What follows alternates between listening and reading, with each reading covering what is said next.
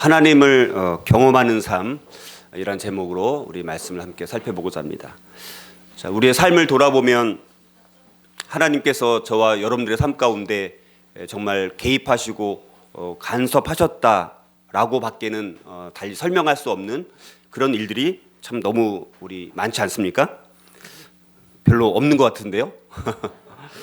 저는 우리 신앙생활을 하면서 제 신앙에 가장 실질적인 도움을 준 신앙서적이 있다라면 아마도 헨리 블랙갑이라는 목사님이 쓰신 하나님을 경험하는 삶이라는 이 책이 저의 신앙에 가장 도움이 된 그런 책이라고 볼 수가 있습니다.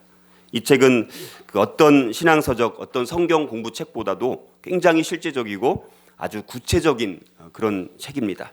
그래서 앞으로 우리 8주에 걸쳐서 이 하나님을 경험하는 삶이라는 책, 그리고 또 성경의 이런 우리 내용들을 중심으로 우리 하나님을 경험하는 삶이라는 제목으로 우리 2017년 우리 12월 마지막까지 말씀을 8주에 걸쳐서 함께 살펴보려고 합니다. 오늘은 특별히 서론에 해당되는 부분입니다. 그래서 하나님을 경험하는 삶에 대한 오늘은 전체 개요, 큰 그림만 살펴보고, 그래서 하나님을 경험하는 삶의 7가지 실체라는 그런 내용들만 간단하게 우리 함께 살펴보고자 합니다.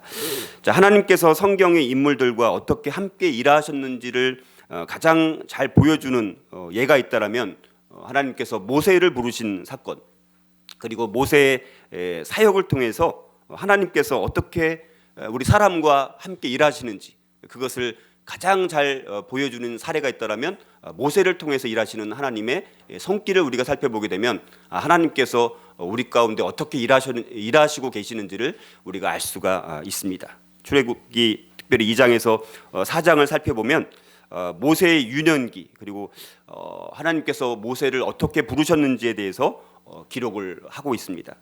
또 성경의 다른 여러 부분들도 모세가 어떻게 하나님의 뜻을 알고 그리고 하나님의 뜻에 따라서 순종했는지 이런 것들을 우리에게 가르쳐주고 있습니다.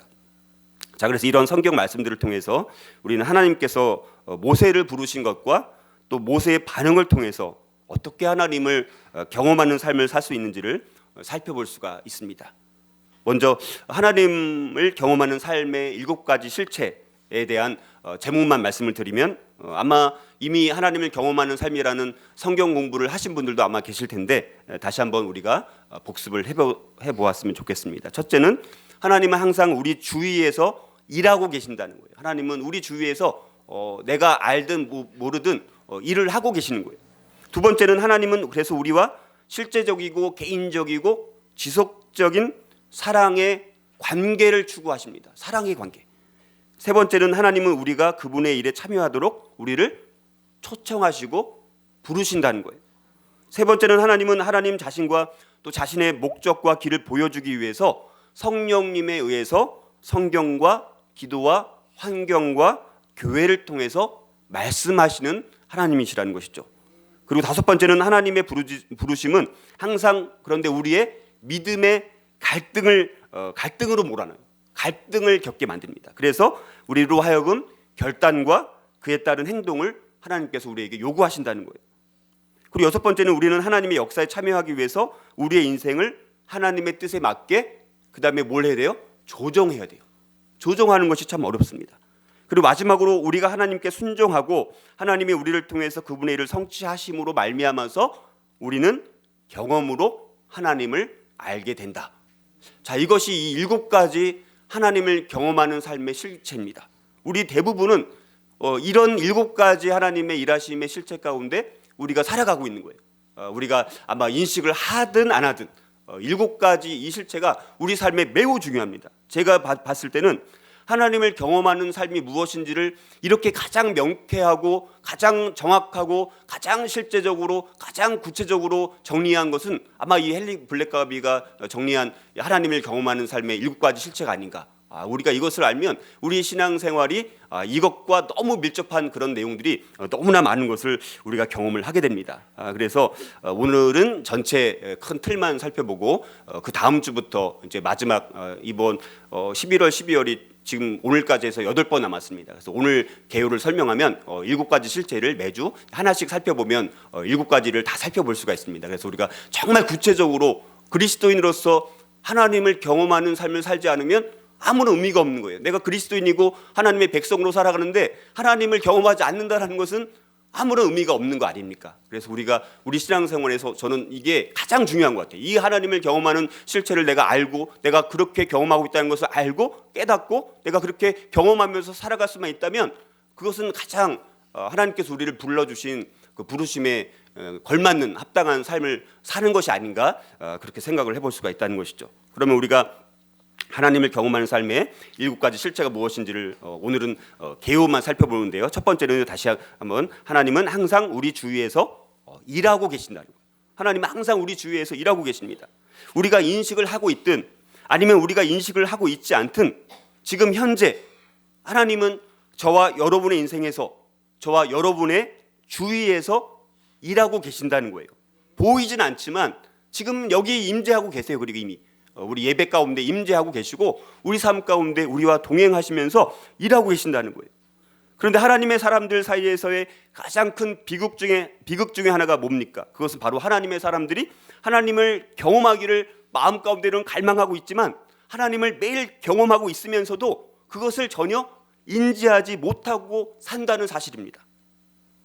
하나님은 이신론자들이 말하는 것처럼 이 세상 이 세계를 창조하시고 그냥 그것이 스스로 돌아가도록 내버려 두지 않으셨다는 거예요. 이신론이라는 게 있습니다. 우리 계몽주의 시대 이후에 이신론자들이 등장하면서 하나님이 이 세상을 창조는 하셨다는 거예요. 그러나 이 세상을 창조는 하셨대 하나님은 이 세상 가운데 우리의 역사 가운데 우리의 삶 가운데 개입하고 간섭하시는 하나님은 아니라는 거예요. 그러니까 우리가 시계의 비유를 듭니다. 어떤 시계 제조자가 시계를 만들어 놓고 그냥 시계가 자동으로 돌아가도록 그냥 내버려 두었다는 것이죠. 하나님도 마찬가지로 이 세상을 창조하시고 인간을 창조하고 나서 그냥 하나의 룰만 만들어 놓고 그 안에 간섭하고 개입하시는 하나님은 전혀 아니고 그냥 이 세상이 자동으로 기계처럼 돌아가도록 그렇게 내버려 두었다. 이것이 이신론자들이 말하는 그런 관점입니다. 그러나 정말 하나님께서 이 땅 가운데 아무것도 창조만 해놓으시고 아무것도 개입하지 않으시고 아무것도 간섭하지 않으신 그런 하나님이시냐라는 것입니다. 오히려 우리 삶 가운데 우리 삶을 통해서 경험하는 것이라든가 성경에서 말씀하는 것은 뭡니까? 오히려 하나님은 이 세상 전반 가운데 오히려 주도적으로 주권을 갖고 역사하시고 일하고 계시는 하나님이라는 것이죠. 주도적으로 이 세상을 주관해 오셨다라는 겁니다. 우리는 역사를 통해서든 우리의 개인의 신앙생활을 돌아보면 얼마나 많은 하나님의 개입하심과 간섭하심이 있었는지 알지 몰라. 너무나 많아서 우리가 말할 수가 없을 만큼 많다는 것이죠. 그래서 이런 것을 잘 보여주는 가장 구체적인 사례가 있다면 바로 모세와 이스라엘을 통한 하나님의 일하심이었다는 겁니다. 자, 이스라엘과 모세와 관련해서 하나님은 이미 이스라엘과 모세가 인지하지 못하는 상황 가운데도 하나님은 이미 일하고 계셨다는 것입니다. 하나님께서 불붙은 떨기나무에서 모세에게 처음으로 나타나셨을 때 하나님은 이미 모세 주위에서 일하고 계셨습니다. 모세가 아직 인식하지 못했을 때라도 하나님은 모세 당대에 하나님의 어떤 무언가 이스라엘을 향해서 또 모세를 향해서 일하시려고 하는 하나님의 목적을 갖고 계셨다는 거예요. 당시 모세는 지금 애굽에 있었다가 미디안이라는 곳으로 도망가가지고 거기서 도망자 신세로 있었던 모세. 자, 그럼에도 불구하고 도망자 신세였던 어떤 면에서 참 처량하고 비참한 인생 가운데 살아가고 있었던 모세 가운데 하나님께서 오히려 그런 것들이 광야라는 40년이라는 이 미디안 광야에서 40년간 보내면서 모세는 어떤 면에서 하나님께서 쓰시기에 적합한 사람으로 이미 그릇으로 준비되어 있었던 그런 사람입니다. 물론 처음에는 자기는 아니다고 자기는 갈 수 없다고 자기는 말할 수조차 없는 그런 사람이라고 핑계는 댔지만 그러나 이미 모세는 많은 상당 부분 준비가 되어 있었던 것을 보게 됩니다. 하나님이 정하신 때 하나님의 뜻 가운데서 모세는 자기는 인식하지 못했을지라도 이미 그렇게 하나님의 일하심 가운데 서 있었다는 거예요. 자, 출애굽기 2장 오늘 읽었던 23절 25절을 보면 여러 해 후에 애굽 왕은 죽었고 이스라엘 자손은 고된 노동으로 말미암아 탄식하며 부르짖으니 그 고된 노동으로 말미암아 부르짖는 소리가 하나님께 상달된지라. 하나님께서는 고통받고 있는 이스라엘 백성들의 그 신음소리에 귀 기울이고 계셨다는 거예요. 이미 알고 계셨다는 거예요. 그들이 부르시기도 전에 하나님이 그들의 고통 소리를 들으시고 하나님이 아브라함과 이삭과 야곱에게 세운 그의 언약을 기억하사 하나님이 이스라엘 자손을 돌보셨고 하나님이 그들을 기억하셨더라라고 말씀합니다. 이 말씀을 보면 하나님은 어떤 하나님입니까? 우리의 고통 소리를 들으시는 하나님이에요. 우리가 고통 가운데 신음하고 있을 때 하나님은 우리를 듣지 못하는 것 같지만 하나님은 우리의 고통 소리를 들으신다는 거예요.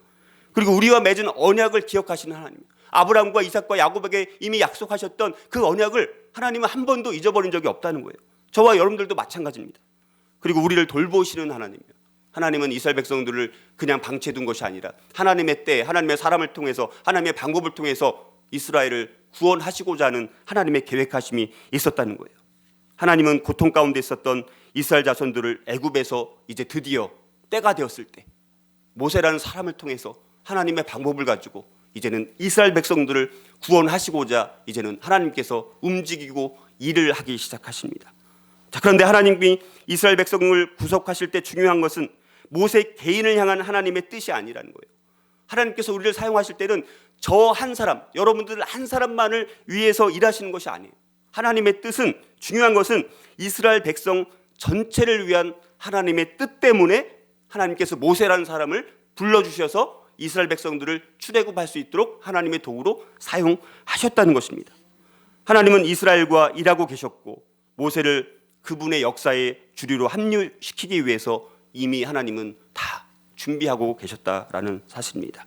하나님은 우리 세상에서 계속 일해 오셨고 또 그리고 현재도 일하고 계시고 우리의 미래 가운데도 여전히 하나님은 일하시는 하나님으로 우리와 함께 동행하시는 그런 하나님이라는 것입니다. 여러분들, 하나님을 경험하는 삶의 7가지 실체 가운데 첫 번째는 바로 하나님은 항상 저와 여러분들의 주위에서 일하고 계신다는 사실. 하나님은 한 번도 쉼 없이 졸지도 아니하시고 주무시지도 아니하시고 지금 여전히 계속해서 일하고 계시는 그 하나님을 먼저 우리가 묵상했으면 좋겠습니다. 하나님을 경험하는 삶의 7가지 실체는 무엇일까요? 두 번째는 하나님은 우리와 실제적이고 개인적이며 지속적인 사랑의 관계를 추구하십니다. 관계가 굉장히 중요합니다. 하나님은 불붙은 떨기나무를 통해서 모세에게 나타나심으로 먼저 모세와의 사랑의 관계를 하나님께서 제안하십니다. 하나님은 모세에게 내가 너와 함께 애굽으로 들어가겠다. 너 혼자 가는 것이 아니라, 너를 혼자 보내는 것이 아니라 나도 너와 함께 애굽으로 들어가겠다라고 말씀을 하십니다. 하나님께서 주도하셔서 모세에게로 오신 거예요. 모세가 주도한 것이 아니에요. 항상 우리는요, 우리가 주도하는 것이 아닙니다. 하나님께서 주도하시는 거예요. 하나님께서 주도하셔서 모세에게로 오셨고 하나님은 모세와 그래서 실질적이고 개인적인 사랑의 관계를 시작을 하시게 됩니다. 하나님 끊임없이 여러 번 모세와 이야기하자고, 나와 함께 있자라고 초청을 하십니다. 하나님께서 먼저 모세와 관계를 맺으시고 하나님은 모세와의 개인적이고 실제적인 사랑의 관계를 아주 지속적으로 추구하셨습니다. 하나님은 마치 늘 친구와 이야기하는 것처럼 모세와 얼굴과 얼굴을 맞댄 것처럼 아주 친밀한 관계를 지속적으로 추구하셨습니다. 자, 이 관계는요, 바로 하나님의 사랑에 기초한 거예요. 저와 여러분들 마찬가지입니다. 저와 여러분들 향한 하나님의 사랑은요, 정말 우리가 셀 수 없는, 측량할 수 없는 놀라운 사랑의 기초에서 저와 여러분들과도 동일하게 모세처럼 얼굴과 얼굴을 맞대고 관계를 친밀하게 맺기를 원하신다는 사실입니다. 하나님은 매일 하나님의 친구인 모세를 통해서 하나님의 목적들을 하나씩 이루어 가셨다는 사실입니다. 출애굽기, 레위기, 민수기, 신명기 여러 곳에서 하나님께서 모세와의 이 사랑의 관계를 지속적으로 추구하셨던 내용들이 너무나 많습니다. 특별히 모세라는 사람은 더 하나님과 아주 너무너무 친밀한 관계를 맺었던 그런 사람의 대표적인 사람이라고 볼 수가 있습니다. 우리 그리스도인들은 다, 저와 여러분들 모두가 다 하나님께 부름받은 사람들이에요. 그냥 있는 사람들이 아닙니다. 우리를 부르시는 하나님은 저와 여러분들을 지금 여기 30-40명이 있지만 30-40명으로 보는 것이 아닙니다. 하나님은 여기 계신 한 분 한 분을 개개인으로 봐요. 1대1로 바라보십니다. 그리고 개별적으로 말씀하세요. 물론 공동체를 통해서 말씀하시지만 하나님은 1대1의 인격적인 관계를 맺으시는 하나님이에요. 우리를 아주 독특한, 저와 여러분들 한 사람을 바라볼 때 그냥 보는 것이 아닙니다. 아주 독특하고 너는 너무너무 특별하고 너는 너무 고귀하고 존귀하고 중요하고 그러나 자유로이 반응할 수 있는 존재다. 저와 여러분을 대하실 때 그렇게 대하신다는 거예요. 우리를 부르시는 하나님은 정말 무한하시고 정말 그럼에도 인격적인 존재로서 우리에게 아주 인격적으로 다가오시는 하나님이에요. 우리가 믿는 하나님은요, 세상의 신과 달라요.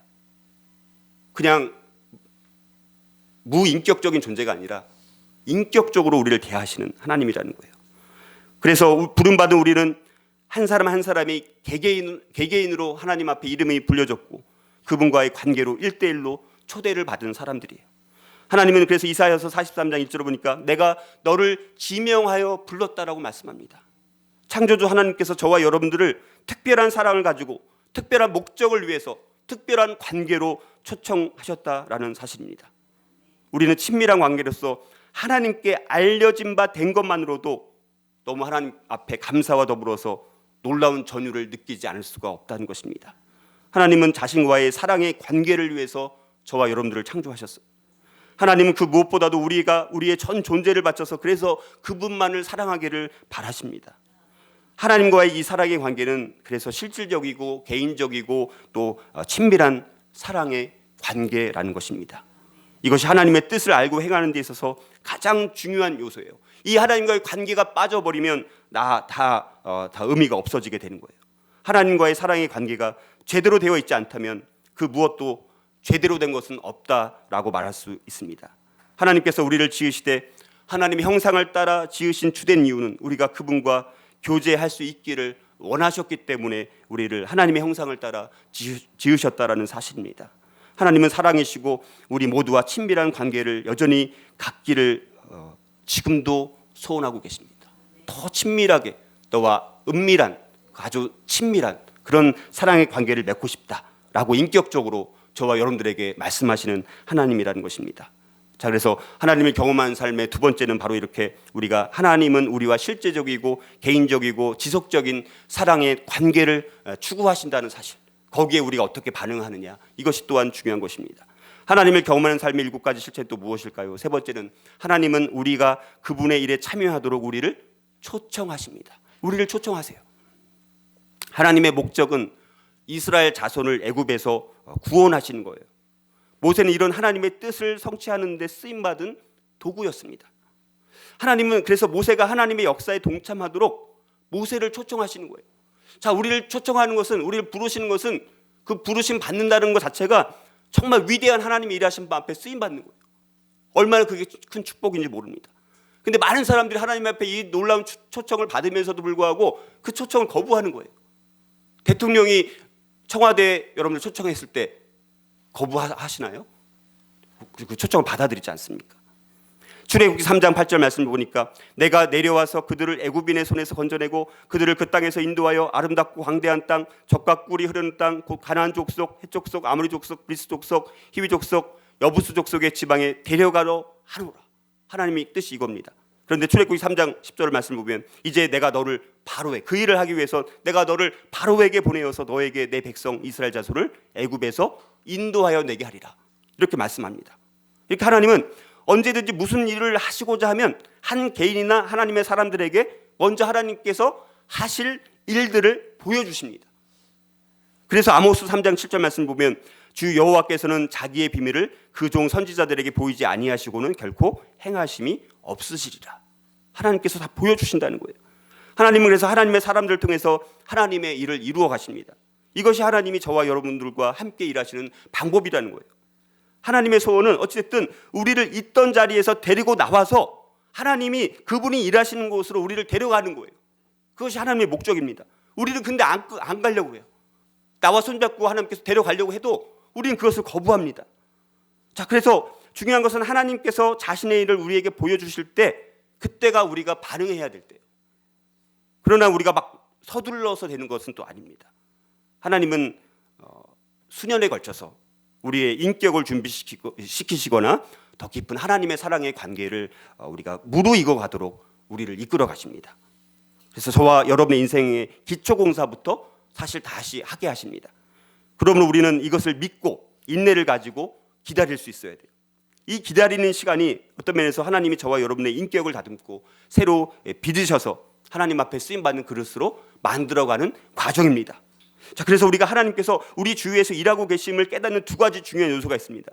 저와 여러분은 먼저 하나님과의 친밀한 사랑의 관계 속에 살고 있어야 돼요. 하나님과의 친밀한 사랑의 관계 속에 살고 있어야지 하나님의 이런 초청을 내가 받을 수가 있어요. 이 관계가 깨어지면, 하나님과 관계가 우리가 그냥 무감각하게 아무런 관계 없이 살아가면 우리를 부르시는지조차 모르죠.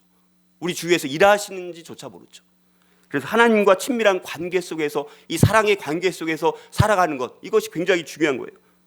이게 안 되면 안 되는 거예요. 다 안 됩니다. 그리고 하나님께서 주도하셔서 우리 영적인 눈을 열어주셔가지고 하나님이 무엇을 하고 계신지를 우리가 볼 수 있도록 우리의 눈을 열어달라고 해야 되는 거예요. 우리 힘으로 안 보이잖아요. 하나님께서 어떻게 일하시는지 안 보입니다. 그러나 우리가 영적으로 눈을 뜨게 지혜와 계시 영이 우리 가운데 임해서 하나님께서 어떻게 일하시는지, 또 나를 어떻게 초청하시는지 그렇게 깨달을 수 있도록 우리 하나님 앞에 겸손한 마음으로, 낮아진 마음으로 하나님 앞에 구하고 간구하면 하나님께서 그것을 알게 해주십니다. 깨닫게 해주세요. 그런 하나님이십니다. 인격적인 하나님이시기 때문에. 그래서 하나님은 우리가 그분의 일에 참여하도록 우리를 초청하신다는 거예요. 이 초청은 위대한 하나님의 일하심의, 부르심의 초청을 우리가 받는 거예요. 얼마나 위대한 초청인지 모릅니다. 우리가 하나님 앞에 쓰임받는 것 자체가 우리에게 너무나 큰 축복이라는 것을 다시 한번 돌아보고, 어떻게 나를 또 초청하시는지를 우리가 눈여겨 영적인 눈을 열어서 볼 수 있도록 하나님 앞에 우리가 간구해야 한다는 것이죠.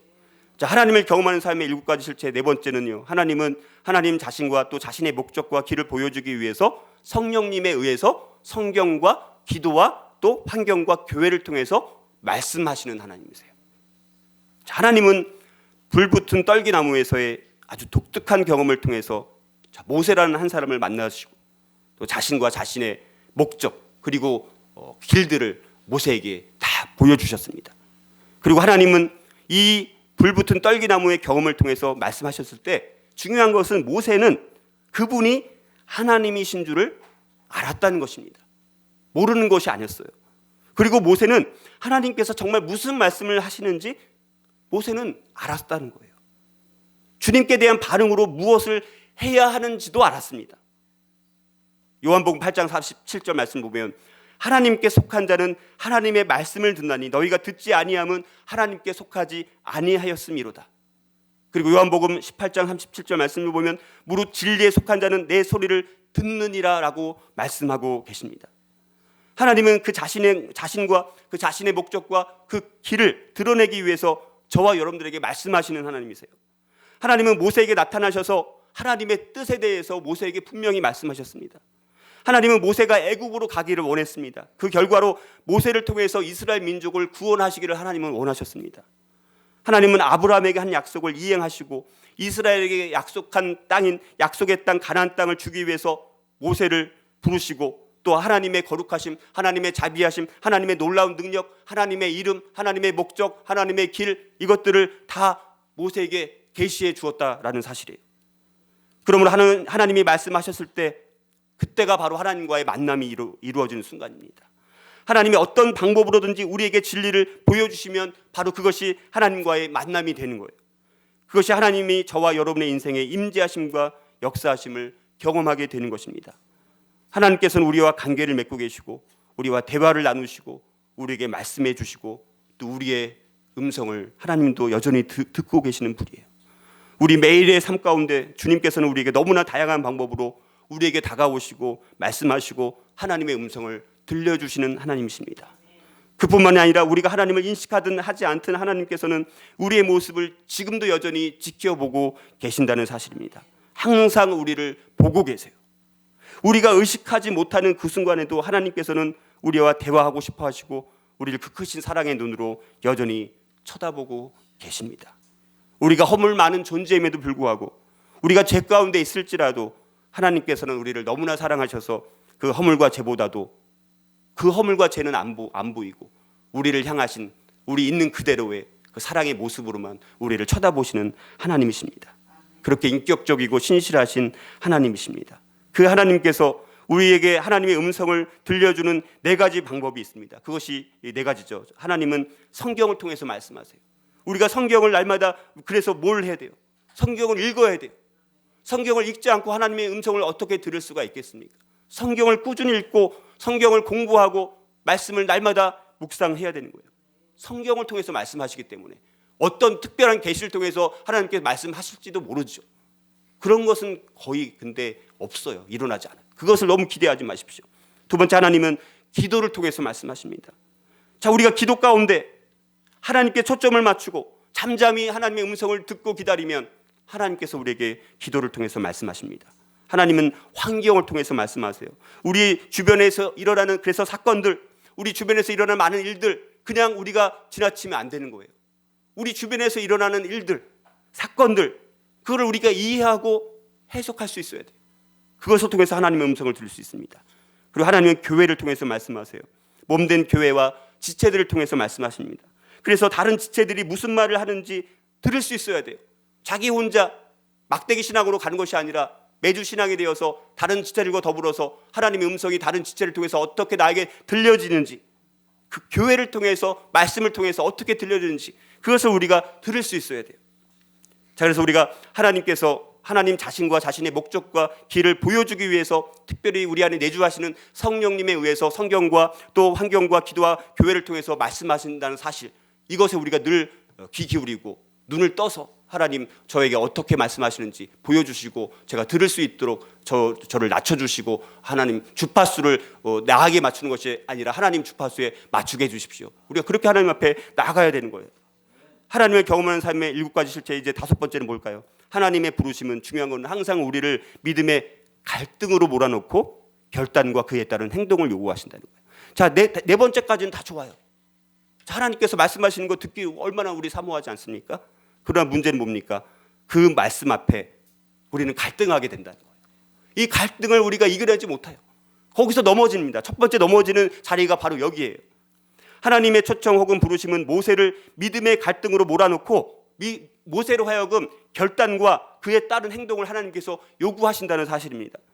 하나님의 초청과 부르심 앞에서 모세는 하나님께 많은 핑계를 대면서 이를 제기했습니다. 그렇죠? 나는 말을 못합니다. 나는 못합니다. 나는 못해요. 계속 그렇게 나오지 않았습니까? 모세는 과연 하나님께서 정말 자기를 사용하셔서 뜻을 이루실 수 있을지에 대해서 하나님을 의심했습니다. 또한 백성들이 정말 나 모세라는 사람을 믿을 것인가? 아마 백성들은 40년 동안 내가 미디안 광야에 있었기 때문에 내가 애굽으로 돌아가서 그들에게 말했을 때 이스라엘 백성들이 과연 내 말을 들을 것인가? 듣지 않을 거라고 생각했던 거예요. 과연 모세 자신이 하나님의 사명을 이루기에 충분할 정도로 내가 말을 잘 할 수 있는 사람인가? 나는 모세는 확신이 없었던 거예요. 그런데 이 3가지 말씀드린 경우에 모두에서 모세는 사실은 자기의 능력을 의심했다기보다는 어떤 면에서는 하나님을 의심한 거예요. 우리는 내 능력보다는 하나님을 의심합니다. 하나님을 의심합니다. 모세는 그래서 믿음의 갈등에 접하게 돼요. 과연 하나님께서 말씀하시는 그 모든 것들을 내가 과연 이룰 수가 있을 것인가? 이게 실제 일어나는 일인가? 의심하게 되어지죠. 이렇게 하나님께서 저와 여러분이 할 수 없는 무언가를 시키시면 저와 여러분 또한 어떻게 됩니까? 믿음의 갈등에 부딪히게 되어 있어요. 그리고 저와 여러분이 하나님에 대해서 무엇을 믿고 있는가가 바로 이때 믿음의 갈등 가운데 진짜 우리의 믿음이 드러나게 된다는 거예요. 바로 여기가 많은 사람들이 걸려 넘어지는 전환점이 되는 거예요. 이 무턱을 넘지 못합니다. 히브리서 11장 24절 29절 보면 모세의 행위에 대해서 이렇게 고백을 합니다. 이렇게 이야기합니다. 믿음으로 모세는 장성하여 바로의 공주의 아들이라 칭함받기를 거절하고 도리어 하나님의 백성과 함께 고난받기를 잠시 죄악의 낙을 누리는 것보다 더 좋아하고 믿음으로 애굽을 떠나 왕의 노함을 무서워하지 아니하고 곧 보이지 아니하는 자를 보는 것 같이 하여 참았으며 믿음으로 유월절과 피 뿌리는 예식을 정하였으니 이는 장자를 멸하는 자로 그들을 건드리지 않게 하려 한 것이며 믿음으로 그들은 홍해를 육지같이 건넜으나 애굽 사람들은 이것을 시험하다가 빠져 죽었다라고 말씀합니다. 하나님은 자신이 무엇을 하시려는지 모세에게 분명히 알려주었어요. 그 계시는 모세로 하여금 하나님의 일에 동참하라는 하나님의 분명한 초청이었습니다. 그리고 이 하나님의 초청과 부르심은 모세로 하여금 믿음의 갈등으로 몰아넣고 모세로 하여금 결단하게 만들고 그로 하여금 하나님께서 요구하시는 행동을 하도록 하나님께서 요구하셨다는 거예요. 그런데 여기 보니까 바로 히브리서 11장 24절 29절 보니까 모세는 믿음으로 자기를 희생해서 전능하신 하나님을 의존했다라고 말씀합니다. 물론 처음에는 의심했어요. 결국 그러나 하나님 앞에 순종하지 않았습니까? 그 순종했을 때 모세는 자기를 희생하면서 전능하신 그 하나님을 붙잡고 하나님께서 말씀하신 명령에 따라갔다라는 것입니다. 그래서 히브리서 11장 6절 말씀을 보면 믿음이 없이는 기쁘시게 못하나니 하나님께 나아가는 자는 반드시 그가 계신 것과 또 그가 자기를 찾는 자들에게 상 주시는 이심을 믿어야 할지니라 라고 말씀하고 있습니다. 저 또한 이런 믿음의 갈등에 직면한 경험들이 참 많은 것 같습니다. 여러분들도 아마 돌아보면 이런 믿음의 갈등에 직면한 적이 아마도 많이 있었을 것입니다. 특히 제가 한국표준협회라는 정말 안정적인 회사를 다닐 때 하나님께서 여러 과정을 통해서 저에게 목회자로 부르시는 것을 제가 깨달았어요. 그것이 30대 초반에 아주 평범한 한국표준협회 들어보셨나요? KSA. 그 표준협회라는 회사에서 너무 안정적인 직장 생활을 하고 있었던 저에게 하나님께서 찾아오신 거예요. 저에게 말씀하시는 거예요. 저를 목회자로 부르신다는 것을 깨닫게 되었습니다. 여러분들, 근데 그 부르심 앞에 너무나 많은 갈등과 고민이 되는 거예요. 직장을 그만두면 어떻게 되는 겁니까? 이제 제가 돈을 벌었었는데 어떻게 돈을 버는 것이 아니라 신학대학원을 다시 들어가면 돈을 써야 되는 거예요. 돈을 버는 것도 모자랐는데 돈을 벌지는 못하고 돈을 펑펑 쓰기만 해야 되는 거예요. 그러면 내가 어떻게 먹고 살 것인가? 처음 드는 마음이 어떻게 먹고 살지? 내가 직장을 그만두면 어떻게 먹고 살 것인가? 저희 자녀도 딸이 있었고 집사람은 임신한 그런 상태였습니다. 거기에다가 직장을 그만두기 직전에 몇 개월간 일본 연수를 갔다 온 상황이라서 만약에 직장을 그만두면 그 연수 비용을 다 물어내야 되는 거예요. 엄청나게 많은 비용입니다. 그 당시에 최소한 2천만 원, 3천만 원 이상 됐을 거예요. 거기에다가 이제 막 33평 아파트를 분양받아가지고 이제는 입주를 한 거예요. 또 몇 개월 전에 입주를 해가지고 이제 새 아파트에 들어와서 이제는 정말 좋은 아파트에서 살아야지 마음 먹는 그 순간 하나님께서 이 목회자로 부르실 때 직장을 그만두고 아파트 이거 내가 여기서 계속 살 수 있을 것인가? 그런 인간적인 마음이 저 안에 바로 들어오더라고요. 얼마나 많은 갈등과 번민을 했는지 모릅니다. 그럼에도 불구하고 하나님께서 저에게 믿음을 주셔서 제 믿음이 아니에요. 그 믿음 또한 하나님께서 주신 거예요. 그래서 저로 하여금 믿음을 주셔서 결단을 할 수 있도록 인도하신 거예요. 그러나 이것은 어떻게 보면 매일 우리가 경험하는 삶이에요. 우리가 평생 경험해야 될 일이라는 거예요. 우리는 믿음의 갈등 가운데 우리는 수없이 직면하고 살아가는 사람들이에요. 만약에 우리가 믿음 가운데 이런 갈등을 직면하지 않고 살아가고 있다면 어쩌면 우리는 하나님과 전혀 관계가 없이 살아가는 사람일지도 몰라요. 우리는 매일매일 선택을 해야 됩니다. 그 선택 앞에 우리는 날마다 믿음의 갈등을 할 수밖에 없는 사람들이라는 거예요. 그러나 그 갈등 가운데 우리가 어떻게 반응하고 어떻게 선택하느냐가 우리의 믿음이 어떤 사람인지를 알려주고 우리가 하나님의 우리의 삶 가운데 개입하시고 섭리하시는 하나님의 손길을 경험하느냐 마느냐 바로 이 결단이 있느냐 없느냐에 따라서 달라지는 것을 한번 돌아보면서 우리 삶의 자리에서 다시 한번 하나님의 부르심은 항상 우리를 믿음의 결단으로 몰아넣고 결단과 그에 따른 행동을 요구한다라는 사실, 이것을 결코 잊지 말아야 되는 것입니다. 하나님을 경험하는 삶의 7가지 실체는 무엇일까요? 6째, 우리는 하나님의 역사에 참여하기 위해서 우리 인생을 하나님의 뜻에 맞게 조정해야 돼요. 조정. 하나님과의 연합은 우리의 일상적인 삶에 아주 획기적이고 아주 대대적인 구조조정을 요구해요. 구조조정. 우리의 삶의 혁신적인 구조조정을 요구한다라는 거예요. 모세는 하나님의 역사에 참여하기 위해서 그의 인생을 하나님의 뜻에 맞도록 크게 조정할 수밖에 없었어요. 모세는 자기 인생을 하나님께 향하도록 조정했다라는 사실입니다. 모세는 하나님께서 하시겠다고 말씀하신 모든 것을 다 하실 수 있다라는 것을 믿음을 가지고 그 직업도 버리고 그 처가를 버리고 애굽을 향해서 주님의 명령에 순종해서 가게 되어집니다. 이렇게 삶을 조정한 후에야 모세는 하나님께 순종할 수 있는 자리에 서게 됩니다. 조정 없이는 하나님께 순종할 수가 없어요. 그러나 그것이 모세가 하나님을 위해서 무언가를 자기 힘으로 혼자 해보겠다라는 그런 뜻은 또 아니었어요. 그것은 모세가 하나님이 이미 일하고 계신 곳으로 갔다라는 뜻이고 그 결과 하나님이 처음부터 계획하신 목적을 모세를 통해서 이룰 수 있게 되었다라는 사실입니다. 모세는 하나님께서 빚으실 수 있는 하나님의 종으로서 그분이 선택하시는 대로 쓰임받고자 하나님의 손 안에 머물러 있었어요. 우리가 하나님의 손 안에 머물러 있는 것이 중요합니다. 하나님은 모세를 통해서 하나님의 목적을 이루셨어요. 일단 하나님이 어디서 일하고 계신지를 알면 우리는 하나님, 우리의 인생을 하나님이 역사하고 계신 곳으로 조정해서 동참하는 것이 중요합니다. 그리고 바로 이 시점이 하나님을 경험하는 기회를 놓치게 되는 또 두 번째 전환점이 되는 거예요. 조정하지 않으니까. 우리가 있던 곳에 우리는 계속 머물러 있으면서 하나님과 동행할 수는 없어요. 우리는 그런데 어떻습니까? 계속 머물러 있으려고 해요. 한 발짝 건너가지 않으려고 합니다. 그러므로 만일 저와 여러분 가운데 정말 모든 것을 그리스도의 주권 아래 내가 항복하지 않았다면 저와 여러분들이 언젠가는 반드시 하나님께 모든 것을 맡기고 그리스도의 주권 아래 항복하는, 굴복하는 그 결단과 그 결정이 한 번은 있어야 되는 거예요. 자기를 부인하고 자기 십자가를 지고 그분을 따르겠다라는 결단과 결정을 한 경험 있는 사람들이 주님을 따르는 사람들이에요. 누가복음 9장 23절 24절 이렇게 말씀하지 않습니까? 또 무리에게 이르시되 아무든지 나를 따라오려거든 자기를 부인하고 날마다 제 십자가를 지고 나를 따를 것이니라 라고 말씀합니다. 성경에서 말씀하는 진정한 제자의 삶은 자기 부정 그리고 심지어 순교까지도 기꺼이 수용할 수 있는 수준이 우리를 원하시는 제자도의 수준이라는 거예요.